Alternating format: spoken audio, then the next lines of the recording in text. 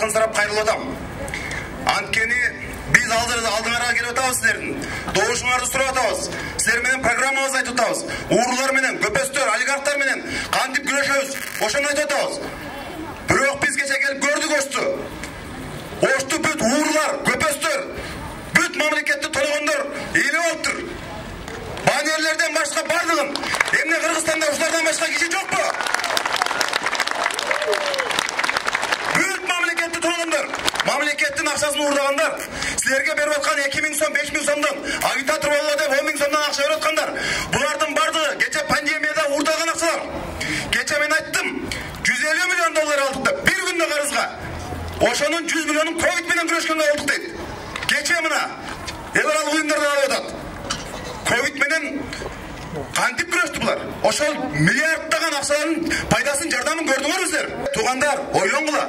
Бизге бийлик менен ошол байлардын, көпөстөрдүн, уурулардын партиясы. Бирөөсү дагы бийлиги күчтүү, камчысы күчтүүлөр. Жөн койсок булар ака, ука, кудай сөйөк болуп алып, тууган урук, бажа болуп, Кыргызстанды кийип алгысы бар. Биз эмне ошого жол берелиби? Жок. Мен эмне үчүн күйүп айтып атам? Биздин карызыбыз 5 миллиард доллардан ашты деп. Бекерден айткан жокмун, мен бул жерден көрүп атам мына. Алайлыктарды, чоңайлыктарды. Эртең 2023 жылдан баштап сырткы карызды төлөө мөөнөтү күчөйт. Азыр жылына 400 миллион доллардан төлөп атсак, 2023-төн баштап 1 миллиард доллардан төлөйбүз. Мына тилек айтып атты азыр. Бюджетибиз 2 миллиард долларга жетпейт деп. Эртең жерибизди сураса, кенибизди сураса, азыркы көпөстөр, уурулар, куда сөйөктөр, кландар, туугандашкан мафия, ушулар парламентте элибизди, жерибизди короп туралабы каршы? Өкмөт менен кошулуп алып жерибизди, кенибизди сатат. Анткени биз буга чейин буларды көрдүк. Эмне үчүн айтып атам? Кумтердеги 2 килтеген чоң мөңгүбүздү Давыдов менен Лысый канадалыктарга, Центральный Голдко талкалай берди. Өкмөт мыйзам долбоорун алып келсе, ушул парламент колдоп берди го. Мөңгүлөрүбүздү талкалай бергиле. Келечек муунга эч нерсе калтырбайбыз деп. Ушул жерде турган депутаттар каршы турдук го жерде. Мөңгүнү талкалаганга болбойт. Мөңгүнүн каргышы бар. Кыргыздар мөңгүнү ыйык көрөт деп. Бирок булар ошого көнгөн жок да.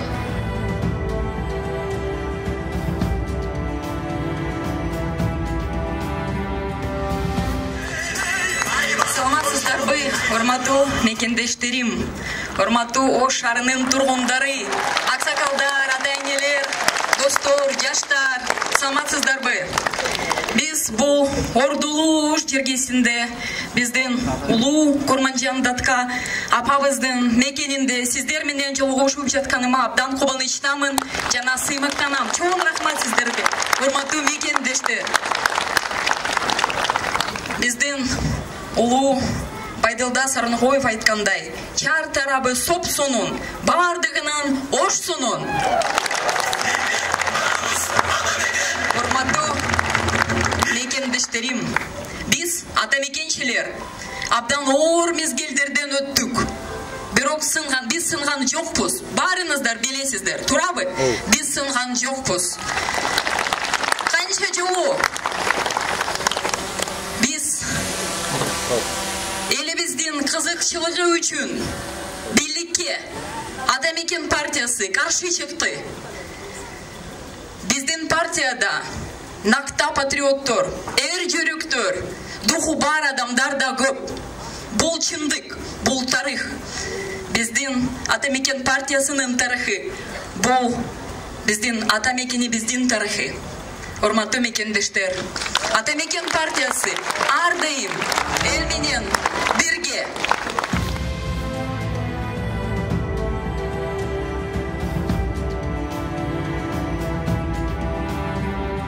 Бардыңыздарга ушул бүгүн ата-мекен партиясы үчүн келип бергениңиздер үчүн чоң рахмат.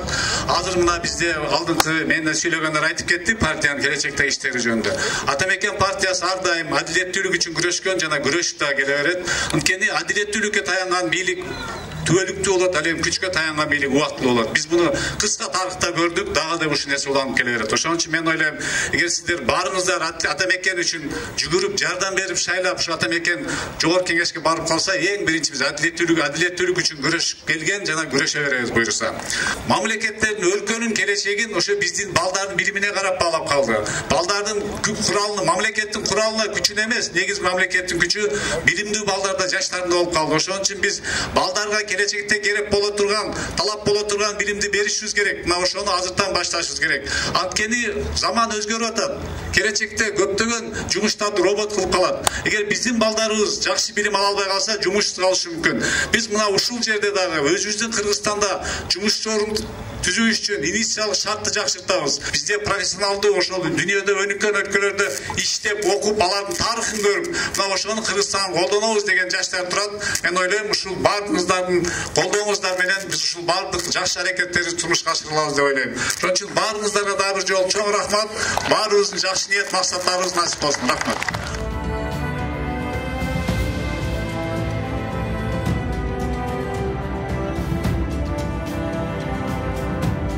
Күн таласта үгіт менен жүрдік, 3 күн көлдө үміт менен жүрдік, 4 күн чүйдө күйіт менен жүрдік.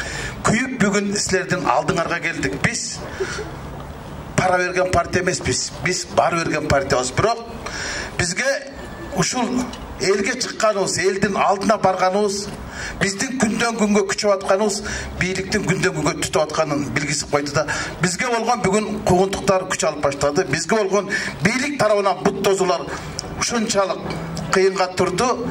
Биз ушинтип тиремчилеп, ар бир айылга барып, район шаарларга барып, карапайым элдин добушун карызга сурап жүрөбүз.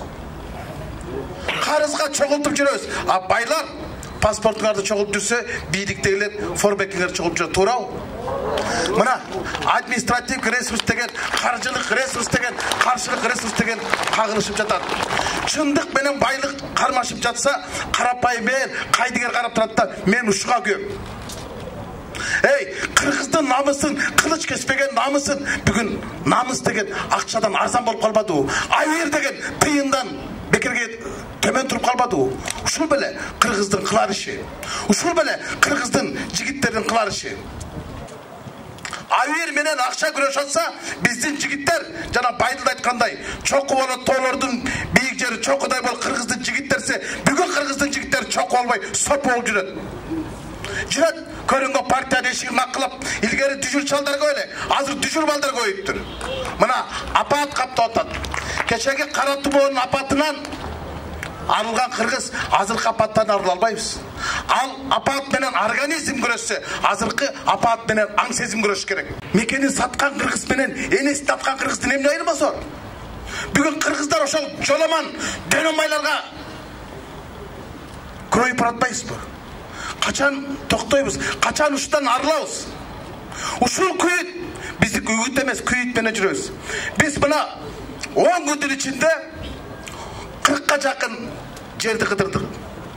Эл менен кыдырдык. Бизге ар бир жолугушка 300-400 киши келип атты. Демек биз ар бир келген 1000 шайлоочунун 30-40% алып бийликтин несине оодарып койдукпу, же ооматына оодарып койдукпу? Ошон үчүн биздин алдыбызга түшүп, алар арам жол менен шайлоо көрөтат. Арамдар, байлар, бийлер 30 жыл кыргызды тоногондор кайра эле биз менен жарышка чыкты. Мына биздин балдар, мына жаштар, туурабы? Ушул жаш баштар менен жанагы ак үйдөн кетпеген карт баштардын кармашы каражатка барып байланып атпайбы? Мына ушул элибиз дагы карап туруп кейисиң да. Мен айтпайт болчумун ушул сөздүчү. Адашып мен үйүмө келе атпайбы, канча паспортуң бар деп.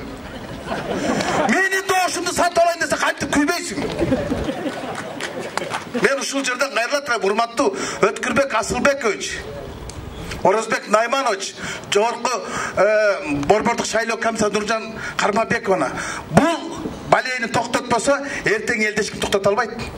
Шайлоо, президент айткандай, таза шайлоонун деген талаптын талпагы ташка жайылды. Бардык шайлоо башка жак болду.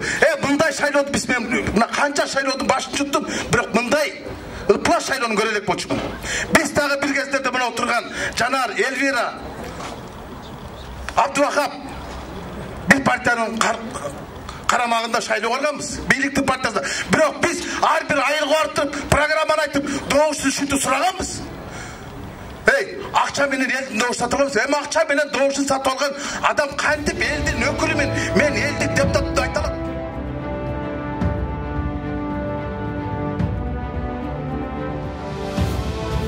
Биздин мамлекеттик карызыбыз азыр 5 миллиард доллардан ашты. Анын көпчүлүгү Кытайга. Ушул өкмөт, ушул парламент ошону төлөй алабы мисалы? Булардын колунан келбейт. Парламентте адилеттүү күч болуш керек. Урматтуу мекендештер, азыр бийлик, өкмөт, жергиликтүү бийликтер абдан ыплас жол менен шайлоо өткөрүп атат. Ар бириңерден паспорт жыйнап атат. Жанагы